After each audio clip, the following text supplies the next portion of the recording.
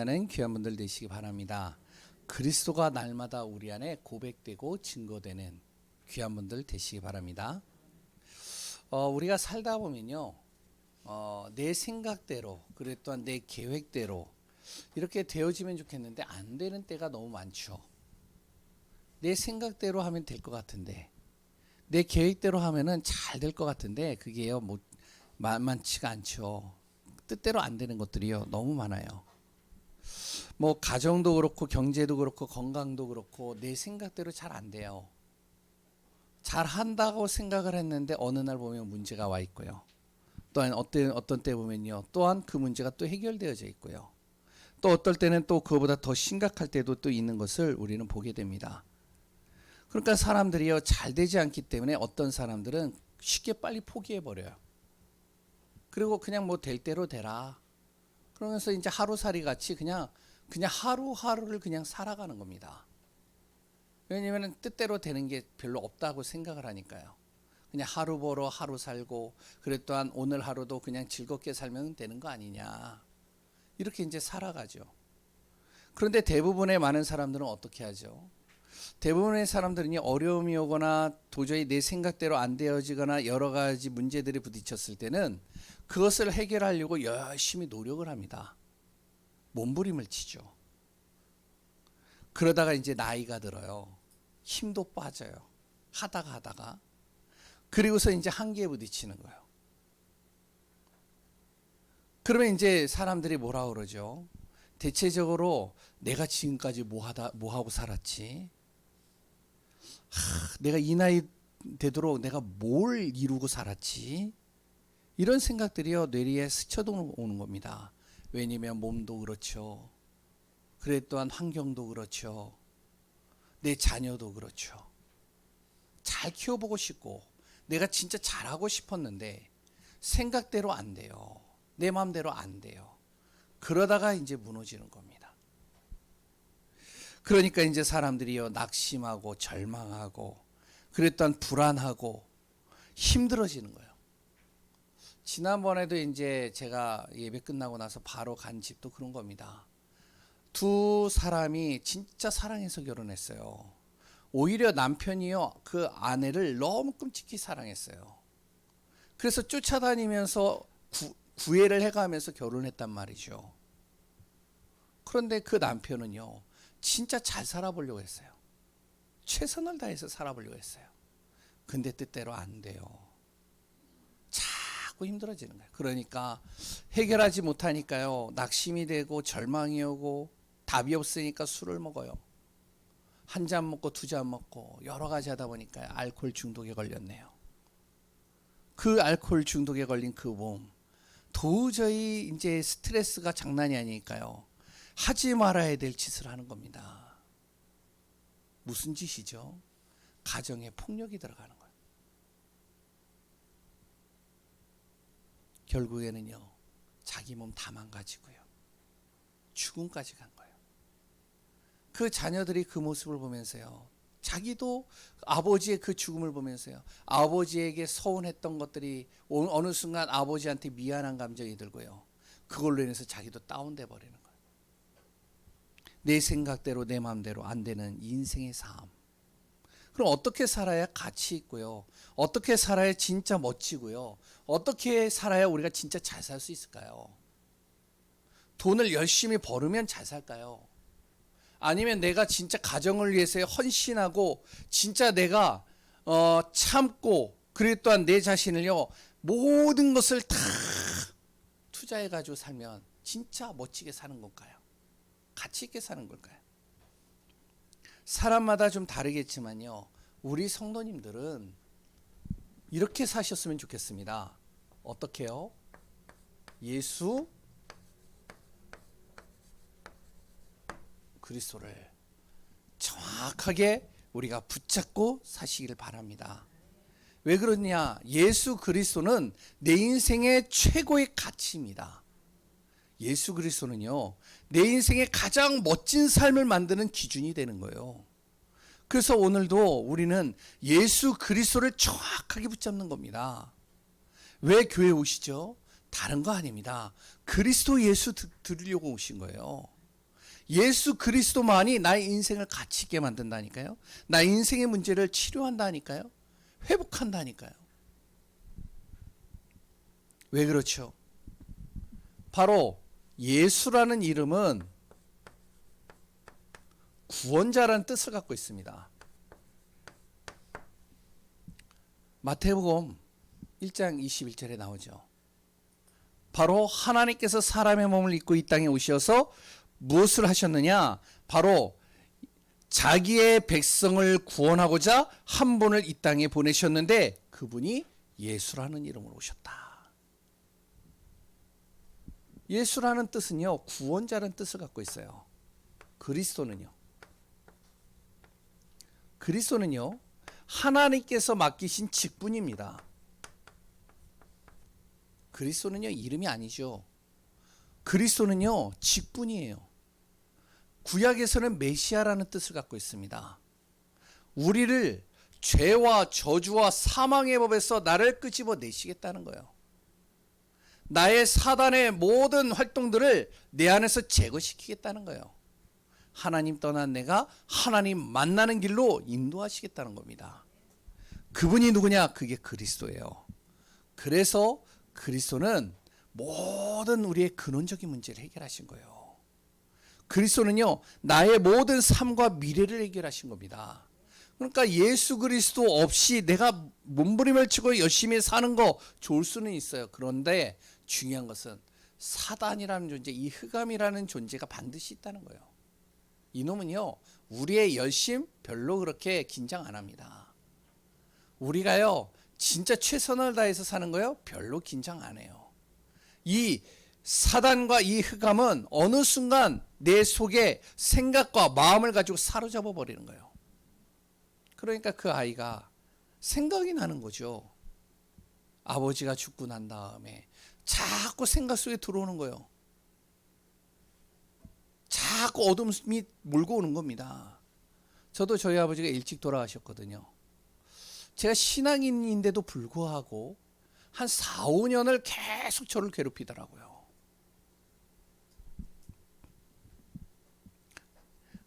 우리가요, 진짜 그리스도의 이름을 붙잡고 인도받는 삶이 되어져야 됩니다. 왜 그러죠? 그 예수 그리스도는 우리를 구원하신 분입니다. 그 예수 그리스도 이름 안에 뭐가 있다? 치유가 있습니다.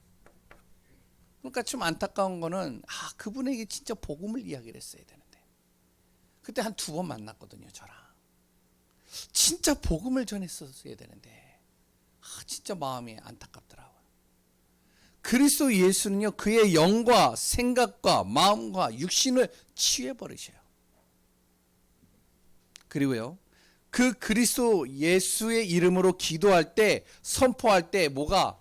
우리 안에 모든 재앙이 떠나가게 되는 거예요. 그래서 오늘도 정말로 저와 우리 귀한 성도님들, 예수 그리스도의 이름이 나의 인생의 최고의 가치가 되는 귀한 분들 되시기 바랍니다.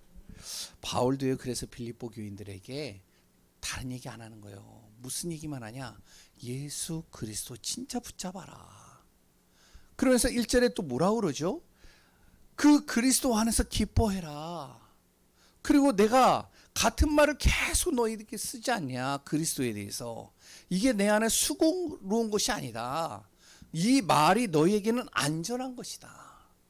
왜? 그리스도 예수의 이름이 나의 인생의 가장 안전한 길이라는 거예요.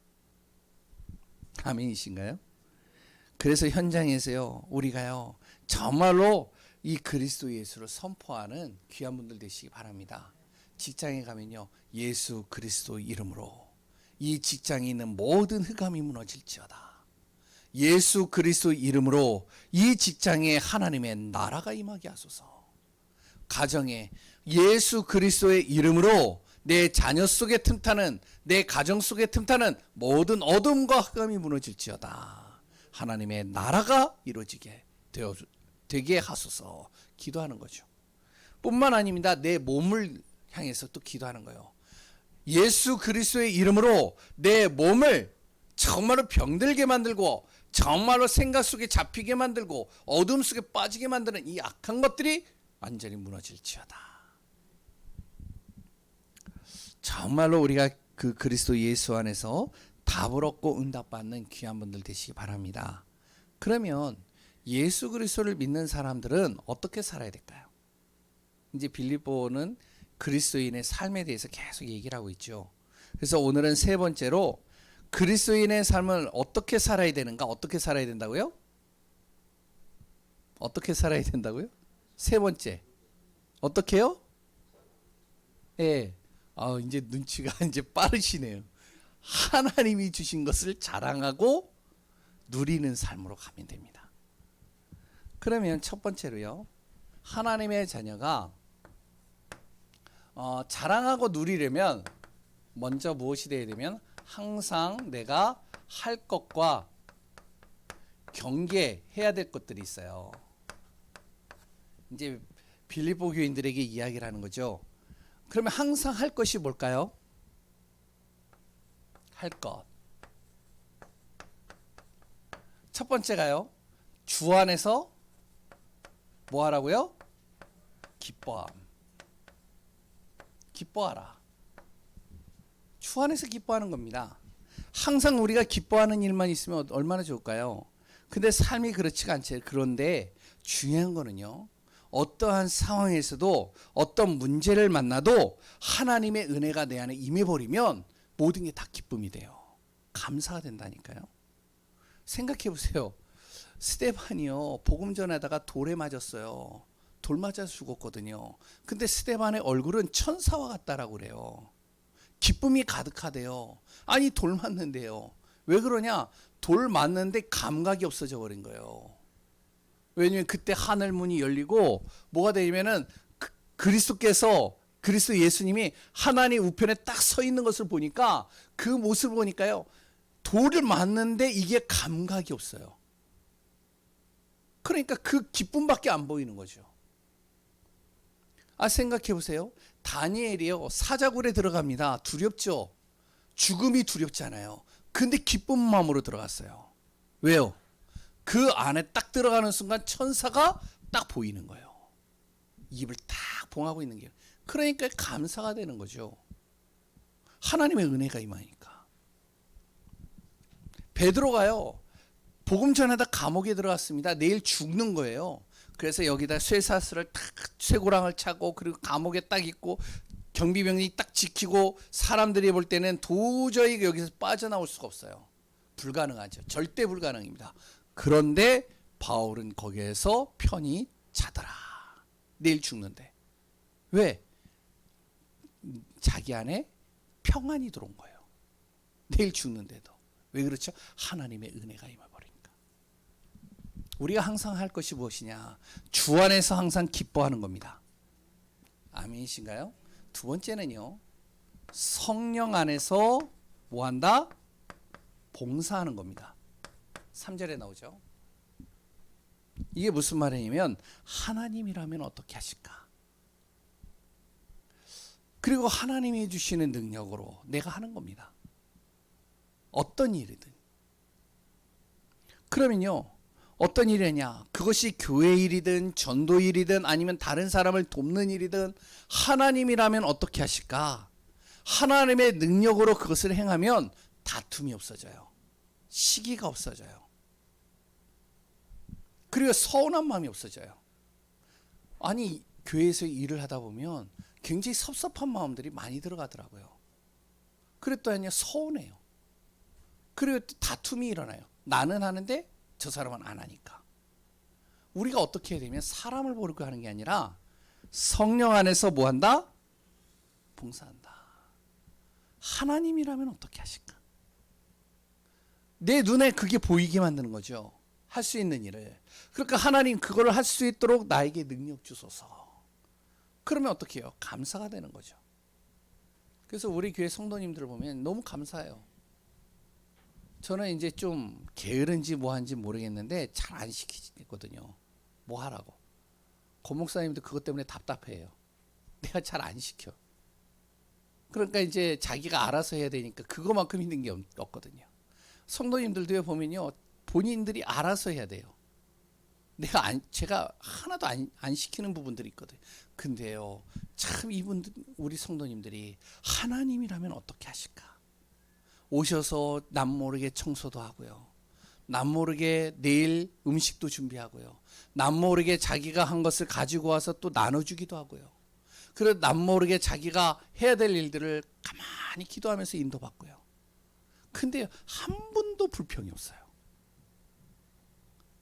성령 안에서 봉사해라. 항상 할 거. 그리고 세 번째는 뭐냐면 바로 그리스도 예수를 뭐해라? 자랑해라. 내가 믿는 예수 그리스도. 두 번째, 경계할 것이 있습니다. 그럼 뭘 경계하느냐? 2절에 다 나와요. 뭘 경계해라?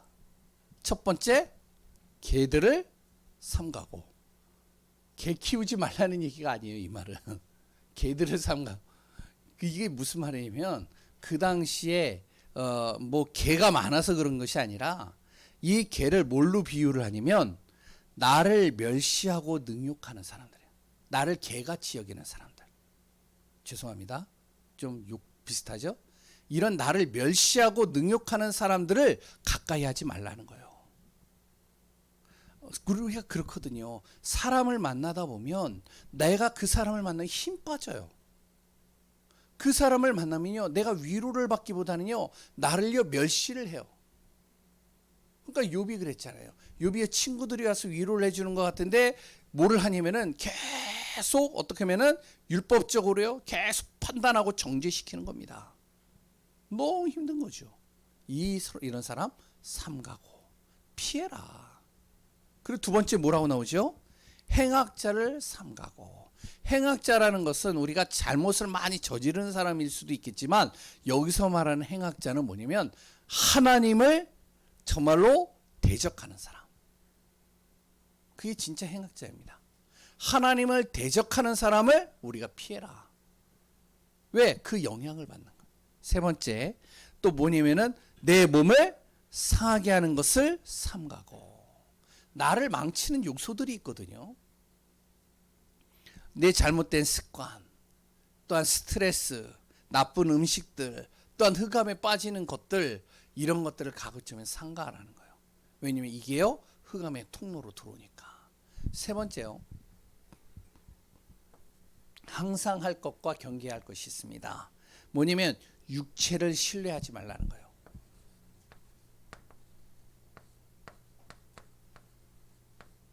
이게요 바울이요 빌립보 교인들에게 아주 디테일하고요 아주 세밀하게 가르치는 거예요.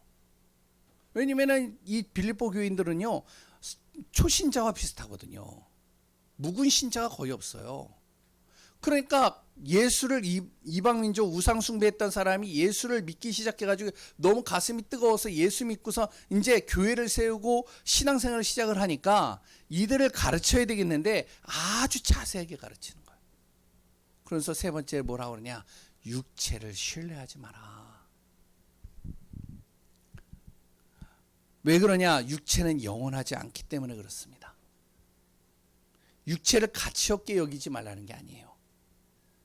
육체는요 시간이 지나가는 흐름 속에서요 자연적으로 나그네 인생을 살다가 나그네 인생으로 가는 겁니다. 우리의 몸은요 흙으로 창조되어졌다가 흙으로 돌아가는 게 우리의 몸이에요. 근데 많은 사람들이 영원히 사는 것처럼 착각을 하는 거죠. 그럼 어떻게 하느냐? 우리가 신뢰할 것은 뭘 신뢰하느냐? 영적인 것을 신뢰해라. 영적인 걸 신뢰하라는 거예요. 육체가 가치 없다는 말이 전혀 아닙니다. 나그네 인생을 우리가 살아가는 거예요. 그러니까 내가 영적인 것에 가치를 두고 영적인 것을 신뢰하고 영적인 것을 딱 붙잡는데 어떡하냐? 나의 모든 육체의 연약한 부분들을 하나님께서 치유하시고 이끌어 가신다는 거예요. 그러니까 육체의 모든 축복은 따라오는 것이지 내가 그것을 위하여 막 몸부림치면서 살아간다면 어떡하냐? 그게 영원히 나에게 축복으로 다가오지는 않는다는 거죠. 그러면서 바울이 뭐라 하면 빌립보 교인들에게요. 나도 육체를 얘기를 하면 자랑할 게 너무 많은 사람이야. 근데 내가 안 하는 거야. 해로 여기는 거거든. 왜? 그것 때문에 영적인 걸 소홀히 할까 봐. 첫 번째가 뭐냐? 나는 8일 만에 할례 받았어. 다시 얘기하면 나는 태어날 때부터 구별된 사람으로 태어났다는 거예요. 그리고 나는 이스라엘 민족이야. 선택받은 사람이 하나님께, 육체로는. 그리고 나는 베냐민 족속이야. 베냐민 족속 뭐냐면 왕족 가문이야. 사울이 베냐민 지파가 있거든요. 그리고 나는 히브리인 중에 히브리인이야. 나는 전통을 굉장히 중요하게 여기는 사람이었어. 그리고 나는 율법으로는 지켜야 될 것에 있어서는 흠이 없는 사람이었어. 이제 오늘 본문에 쭉 나오잖아요. 그러면서 또 뭐냐면 이 바울은요, 경제적으로도요 풍요로운 사람이었습니다. 그리고요 최고의 성공의 자리에 있었던 사람이 바울이에요. 그러니까 육체로는 나도 자랑할 게 너무 많지만 그것을 내가 해로 여김은 그리스도보다 더 그것이 가치 있지는 않더라. 영적인 것보다. 그래서 그리스도를 하는 것이 최고의 복이다. 이 얘기를 하는 겁니다. 우리 성도님들이요, 정말로 이것을 마음에 한번 둬보시기 바랍니다. 내가 항상 해야 될 건 뭐냐? 그리고 또한 내가 경계해야 될 것이 무엇이냐? 그리고 나의 육체를 신뢰하기보다는 정말 영적인 것을 신뢰하고 인도받는 겁니다. 그래서 뭐냐면 여기 이제 지금 다른 걸 붙여놨는데 우리가 진짜로 영적인 것을 가장 신뢰하려면 예배가 내 삶이 돼야 돼요. 생명처럼 여기셔야 됩니다. 그래서 도저히 이제 교회당에 와서 예배 드릴 수 없는 상황들이 있잖아요. 집에서라도 우리가 진짜 얼마나 좋아요. 유튜브로 다 나오고요. 그리고요 실시간으로도 다 되잖아요. 그렇다고 우리가 나올 수 있는데도 불구하고 집에서 드린다. 내가 너무 힘이 없어서 괜찮습니다. 그런데 진짜로 같이 예배 드리는 게 굉장히 중요해요. 두 번째, 그러면서 누림에 대해서 얘기를 했습니다. 항상 할 것과 경계해야 될 것을 이야기를 하면서, 그러면 우리가 하나님이 주신 것을 누려야 되는데 하나님이 나에게 주신 것이 뭐냐? 그럼 내가 뭘 누려야 되느냐? 하나님이 주신 것이 몇 가지가 있는데요. 뭐라고요? 최고 지식. 두 번째는 최고 뭐라고요? 계획. 세 번째는 최고 상급. 네 번째는 최고 배경을 나에게 주셨다는 겁니다. 최고의 지식 8절부터 9절에 나오죠. 세상에서의 가장 무서운 힘이 뭔지 아세요? 지식의 힘입니다. 그래서 우리나라에 이제 해방이 딱 되고 나서부터 뭘 했냐면은 이제 많은 지식인들이요 야학이라는 걸 만들어 가지고 가르치기 시작하는 거예요. 선교사들이요 우리나라에 오기 전에 우리나라는요 문맹률이 80%였습니다. 글을 몰라요. 그러니까 계속 당하는 거죠. 20%의 사람들에게 당하는 겁니다. 지금도 그런 나라들이 꽤 많아요. 그러니까 와가지고 뭘 하냐면 글을 깨우치게 하는 거예요. 그래서 글을 가르치는 거예요. 계속. 그러니까 글을 가지고 글을 아니까 책을 보게 되겠죠. 그러니까 지식이 쌓게 되겠죠. 그러니까 지식을 가지고요 자기가 할 수 있는 것들이 많아지는 거예요. 그래서 우리 랩런트들이 공부하라는 얘기가 뭐냐면, 공부를 하면요 지식이 쌓아지니까 할 수 있는 게 많아지는 거예요. 그러니까 지식의 힘이 굉장히 무섭다라고 그런다. 그래서 그런 말도 있잖아요. 아무리 힘센 사람도 머리 앞에서는 당해낼지가 아니오. 그래서 아무리 조폭도요 누구 앞에서는 고개를 숙일 수밖에 없는, 누구 앞에서 고개를 숙이는지 아세요? 검사 앞에서는 고개를 숙여요. 법으로 딱 잘라버리면 그러면요 잡아갈 수밖에 없는 거예요. 그만큼 무서운 거죠. 근데 세상에 어떤 지식도요 아무리 뛰어난 지식도 해결할 수 없고 비교할 수 없는 것이 있습니다. 오직 그리스도만이 해결할 수 있고 그리스도만이 할 수 있는 것이 있어요. 그게 뭐죠? 나의 인생의 모든 삶의 문제들을 그리스도께서만이 해결할 수 있는 겁니다. 그러니까 그리스도는요, 세상의 어떠한 지식과도 비교할 수 없는 비교 불가의 지식이라는 것이죠. 그래서 성경에 뭐라 그러면 골로새서 2장 2절에서 3절에 뭐라고 그러죠? 그리스도를 아는 지식이 최고의 지식인데, 예? 지혜와 지식의 모든 보화가 어디에 감춰져 있다고요? 그리스도 예수 안에 감춰져 있는 겁니다. 그러니까 바울이 뭐라 그러면 내가 그리스도를 아는 것이 가장 고상하다. 최고의 지식이라는 거죠. 인생의 문제를 해결하고 그 그리스도만이 구원하고 나의 영원한 응답이 되니까요. 두 번째는 최고 계획입니다. 12절에서 13절이죠.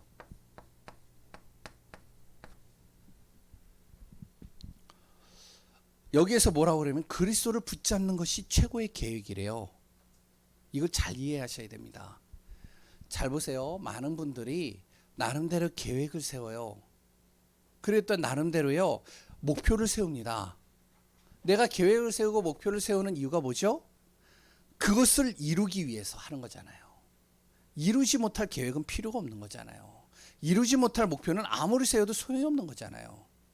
그러면 왜 계획을 세우고 목표를 세우냐? 내가 이렇게 할 것이다. 앞으로 내가 이렇게 해가지고 이렇게 만들어 갈 것이다. 이렇게 해서 계획과 목표를 세우잖아요.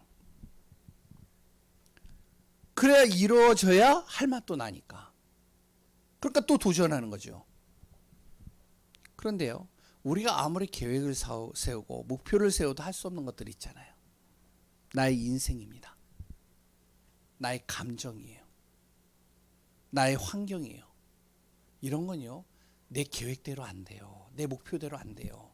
내가 뭔가를 막 하려고 하는데 환경적으로요, 딱 문제가 와버리면 안 되는 거예요. 죄송한 얘기인데 이제 우리 집안 얘기를 가급적이면 제가 안 하는데 제 이야기를 잘 안 하려고 해요. 왜냐면은 별로 좋은 것 같지는 않았어. 그런데 어렸을 때요, 제가 고등학교 3학년 때 이제 공부를 하면서 이제 나름대로 공부를 좀 했거든요. 막 하는데 이제 내일이 이제 시험이단 말이죠. 시험 공부를 막 하고서 이제 나름대로 오늘 내가 밤 새면서 이거를 다 하리라 딱 그랬는데, 왜 내 시험이니까. 그런데 아버지가요, 집에를 들어왔네요. 혼자 들어온 게 아니에요. 친구분을 데리고 들어왔네요. 그 친구를 누굴 데리고 왔느냐? 우리 고등학교 교련 선생님을 데리고 들어왔네요. 우리 아버지가 국방부 출신이라서 국방부 공무원이니까 교련 선생님이 우리 이제 그 있잖아요, 생활기록부에. 그러니까 우리 아버지랑 이렇게 친구를 한 거예요. 그래서 이제 내일 시험인데 교련 선생님도 그렇지, 와가지고 밤 10시에 와가지고 술을 먹네요. 밤 12시 넘어서까지예요. 제가 공부하고 있는데 교련 선생님이 저를 부르네요. 불러가지고 막 훈계를 하시네요.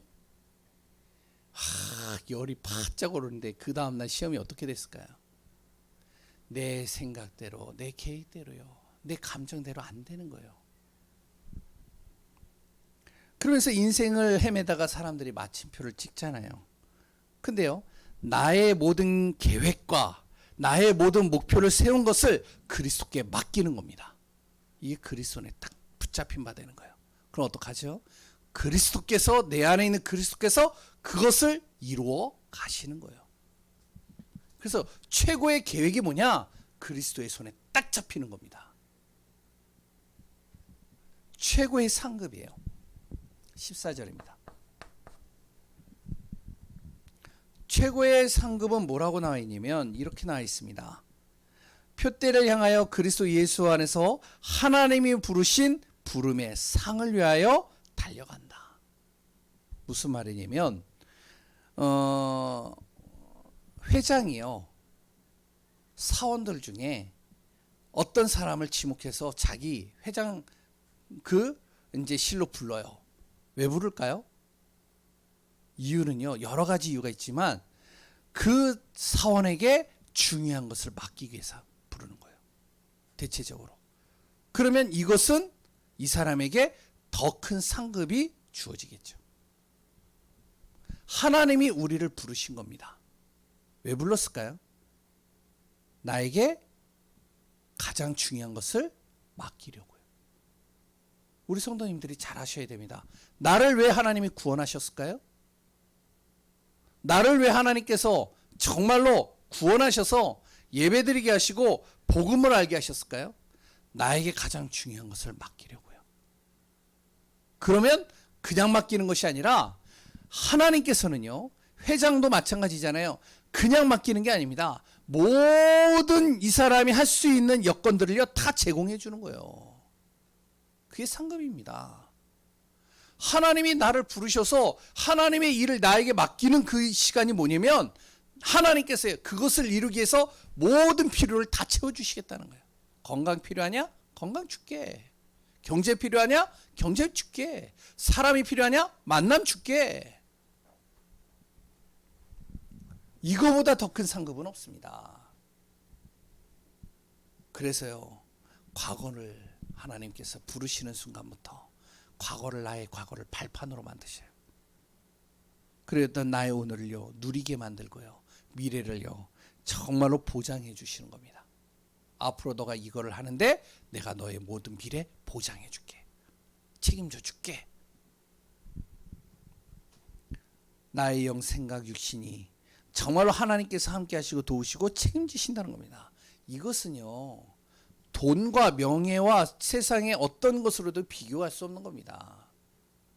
네 번째, 최고의 배경이에요. 몇 절이죠?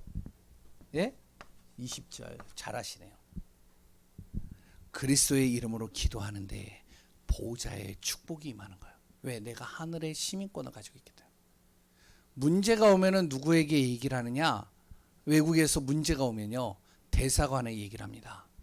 그러면 그 대사관에서 나의 문제를 보고 해결하기 위해서 파견을 해주죠. 그래서 보호해주죠. 마찬가지예요. 내가 그리스도 이름으로 기도하면 바로 하늘의 보좌의 축복이 나에게 임하는 거예요. 흑암이 공격하지 못하도록 천사가 나를 보호하는 겁니다. 이것을 누리라는 거예요. 세 번째, 자랑하라는 겁니다. 간단하게 얘기를 하겠습니다. 다른 표현을 하면요, 하나님이 해주신 것을 자랑하라는 것은 살리기 위해서요.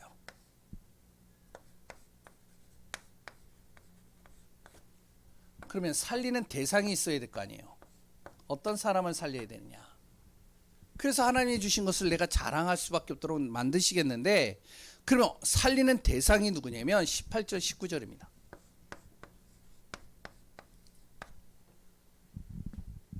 그리스도 예수를 원수로 생각하는 사람, 이런 사람 살려야 돼요. 완전히 흑암 속에 있는 사람이에요. 이 살려야 돼요. 육신의 욕망을 쫓아서 가는 사람 살려야 됩니다. 굉장히 쾌락주의고요, 부도덕한 삶을 사는 사람 살려야 돼요. 안 살리면 어떻게 되는지 알아요? 영향을 받게 돼 있어요. 세 번째, 하늘의 것보다도 땅의 것의 생각이 가득한 사람.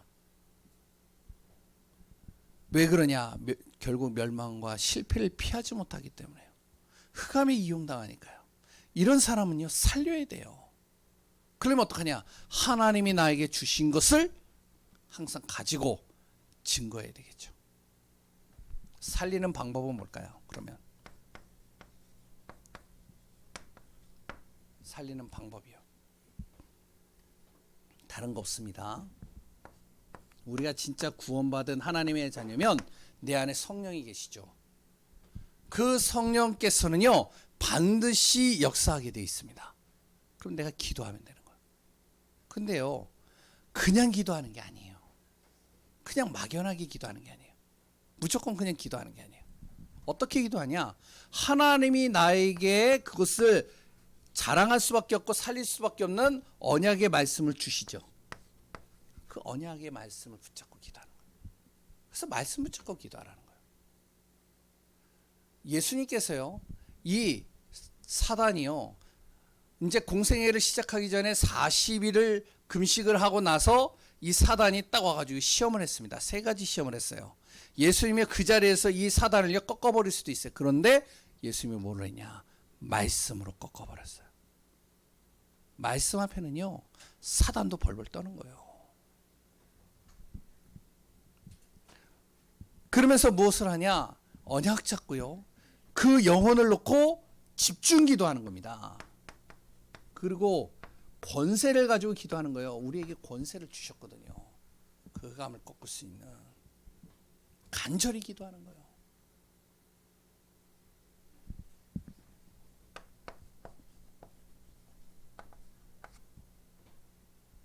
어느 정도로 간절히 하냐? 바울은요, 눈물을 흘리면서 말했다라고 그랬어요. 가슴에 복받쳐서 눈물을 흘릴 정도로 빌립보 교인들에게 얘기를 하는 겁니다.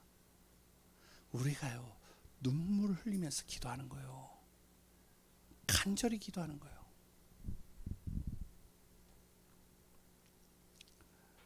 그때 사단은요, 24시 우리를 속여도 우리를 절대로 넘어뜨릴 수 없습니다.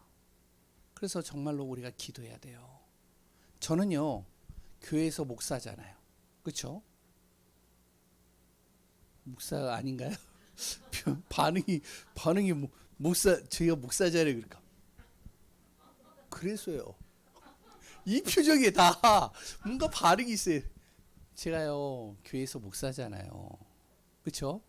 네. 그런데 저는요, 우리 교회가 가족이라고 생각을 해요. 그래서 저는 목사이지만 또 한편으로는 우리 교회에 있는 분들을 어떻게 생각을 하냐면, 내 부모와 같고, 내 형님과 같고, 내 누님과 같고, 나보다 나이 많은 분들은, 그리고 또 내 나이 적은 분들은 동생 같고, 형제 같고, 내 자녀들 같은 거예요. 그래서요, 아픈 분들이 있거나 정말로 힘든 분들이 있거나 또 여러 가지 연약한 분들이 있으면 제가요, 진짜 뭘 하냐? 기도해요. 집중으로 기도합니다. 티는 안 나죠. 근데 기도해요. 바울이 그런 심정이었던 것이죠. 그러면 세 번째, 그 살리는 자에게 주어지는, 자랑하는 자에게 주어지는 축복이 있습니다.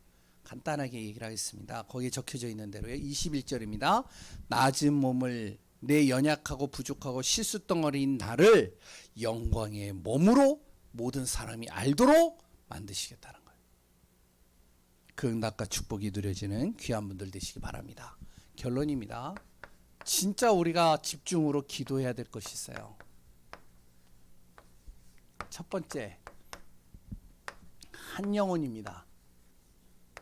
한 영혼을 놓고 기도하는 거예요. 두 번째, 질병을 놓고 기도하는 겁니다.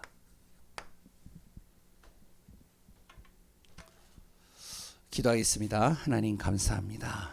주님의 은혜 속에서 하나님이 해주신 것을 자랑하고 누리는 삶이 되게 하소서. 진정으로 우리 안에 주시는 모든 것이 하나님께 영광이 되게 하소서. 오늘도 말씀의 언약을 찾고 승리할 수밖에 없도록 인도하여 주옵소서. 살아계신 예수 그리스도의 이름으로 기도합니다. 아멘.